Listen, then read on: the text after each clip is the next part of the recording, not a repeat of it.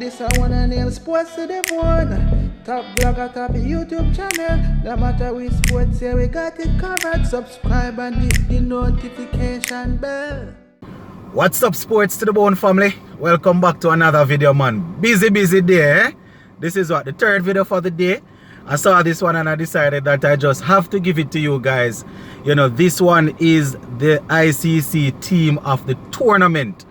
Right, earlier this morning I gave you one. That team of the tournament was produced by Wisden. Right, a lot of persons didn't agree with that 11. So this one right here, a couple of the commentators, people like Ian Bishop, Shane Watson, and a couple more other guys, they are the ones that went through and did the selection. Right, before we go down into the 11 that was selected, let us just hear what Ian Bishop had to say, and I am taking this from the ICC website. So Ian Bishop is quoted as saying, as with any team selection, there will be varying opinions and robust discussion on the final composition of the squad.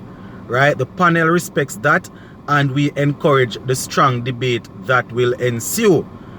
He went on to say this team was incredibly difficult to select over such a highly competitive tournament. Selections were based predominantly on the Super 12, right, onward to the final. So it's letting us know what are some of the criteria to be selected and thing. Remember the one that I gave you this morning for Wisden, neither Babar Azam nor Mohamed Rizwan made that team. A lot of persons were causing a lot of issues over it. This one right here, I think they having Babar Azam, and Azam is actually captaining the team. So let us go through. So the first one, they have David Warner, and as I would have indicated in the video this morning, he would have scored 289 runs at 48.16 and a strike rate of 146.70. So David Warner gets into their team. The next person that they have is Josh Butler, right, England starman with the bat. As you know, he scored a whole lot of runs, 269 runs, 89.66 average with a strike rate of 151.12. So those are the two guys that they have opening. At the number 3 spot, ICC panel, right, being represented by the commentators did this one. Babar Azam at number 3 scored 303 runs at an average of 60.60, strike rate of 126.25. So Babar Azam gets in, was very consistent, scored a good amount of half centuries. You understand? I think he only failed in about 1 or 2 games. So, and the good thing about it is that Babar Azam is still young, still only 27, would have achieved a whole lot, you know, under his belt. So sorry that his team didn't eventually win, but it is what it is.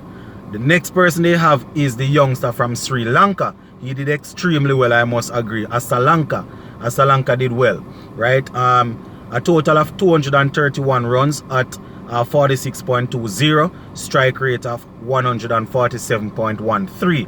So he gets into this team, right? The next person they have is Aiden Markram from Australia, 162 runs at 54, right? Strike rate of 145.94. I think he is in the Wisden team also that I did earlier on. And we know that he took a couple of good catches and made some runs and thing. Next man they have is Moeen Ali. Moeen Ali scored 92 runs at 46, strike rate of 131.42. Also bagged 7 wickets with an economy rate of 5.50. Very dependable. A man that is usually willing to give you his all on the field. Bowls well, bats very well. So he is there, right? Moeen Ali. The next person that they have is Hasaranga. Hasaranga also did extremely well, right? 16 wickets at 9.75, economy of 5.20. Also got some runs, 119. With a strike rate of 148.75. So Hasaranga gets in this team. Guys, as we are halfway through, let me just tell you, there is a big debate with as it pertains to Babar Azam and David Warner, who should have gotten the player of the tournament. So once you are finished going through this, I will definitely take a look at that. Now the next man that they have on the list is this leggy from Australia, Adam Zappa, and he would have taken 13 wickets at 12.07, economy of 5.81. Very good economy rate there by Zappa. All right, the next man they have Josh Hazelwood. Right, so Josh Hazelwood took 11 wickets at an economy of 7.29. You know, he was extremely good in the finals. Did pretty well in the semi-final. He was thumped. Think he bowled 4 overs for 49 runs, didn't take any wickets, but he came back strong in the final, so he gets in. And Trent Boult, right? Trent Boult got 13 wickets at an economy of 6.25, right? 13.30, I think the average. Trent Boult, as you guys would know, he took 2 wickets in the finals. He was good. He helped his team get to that final. Was always consistent and did the job for his captain, so he's definitely in there. Next man they have is Henrikh Nakkia, right? The pace bowler from South Africa, right? He got 9 wickets at an economy rate of 5.37. Very impressive, 11.55 average. So that is well, yeah man, Nakkia is the last man there. And surprisingly, Shaheen Shah Afridi did not make this team. He actually got selected as the 12th man. Yeah man, Shaheen Shah Afridi was selected as the 12th man. Let us look at his figures. He had 7 wickets at an economy rate of 7.04, 24.14. Right, and they said that he was only good enough to get a spot on the bench. So that is the list, my viewers and subscribers. Right, let us you can go ahead and compare it with the other list that I'm certain that there are a whole lot of different lists out there, so you can probably compare and contrast. Quick Info, Circle of Cricket, all of those guys will definitely have their thing. But one thing is similar between, you know, with all of the lists. We don't see any Indian players on it. You understand? They were actually booted out, just as our West Indies were booted out from the early part of the competition. But yeah, that is pretty much it in terms of the list. Now the conversation that's being had is whether or not David Warner or Babar Azam should be named the player of the tournament, right? And if they are going to go off numbers, David Warner now, he had 289 runs at an average of 48.16 and a strike rate of 146.70. Babar Azam now, he had 303 runs at an average of 60, strike rate of 126.25. So, you know, Babar Azam is clearly ahead of David Warner in terms of the runs and thing.